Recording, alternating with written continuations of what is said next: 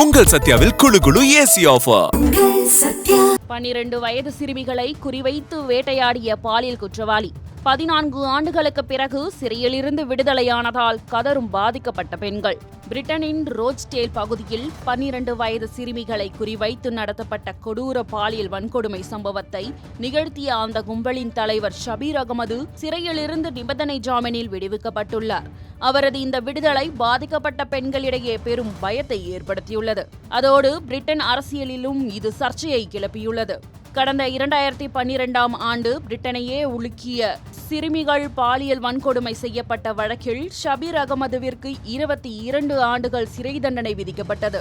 பாதிக்கப்பட்ட சிறுமிகளால் டாடி என்று அழைக்கப்பட்ட இவரது தலைமையிலான 9 பேர் கொண்ட கும்பல் சிறுமிகளுக்கு சிகரெட் கொடுத்து மது பழக்கத்திற்கு ஆளாக்கி அவர்களை பாலியல் வன்கொடுமை செய்து வந்தனர். பாகிஸ்தானை பூர்வீகமாக கொண்ட இவர் 1960களின் இறுதியில் பிரிட்டனுக்கு வந்தார். இவர் செய்த குற்றத்திற்காக பிரிட்டன் குடியுரிமை ஏற்கனவே ரத்து செய்யப்பட்டது. இதனால் இந்த சிறை தண்டனை முடிந்ததும் பாகிஸ்தானுக்கு நாடு கடத்தப்படுவார் என்று எதிர்பார்க்கப்படுகிறது. பிரிட்டனின் 55 ஆண்டுகளுக்கு முந்தைய சட்டப்படி அவரை நாடு கடத்துவது சாத்தியமற்ற ஒன்றாகும். தற்போது ஜாமீனில் விடுவிக்கப்பட்டுள்ள ஷபீர் அகமது 24 மணி நேரமும் அதிகாரிகளின் கண்காணிப்பு வளையத்தில் வைக்கப்பட்டுள்ளார். குற்றவாளியின் காலில் கண்காணிப்பு வளையம் பொருத்தப்பட்டுள்ளது. அதனால் அவர் வெளியே செல்ல அனுமதி இல்லை.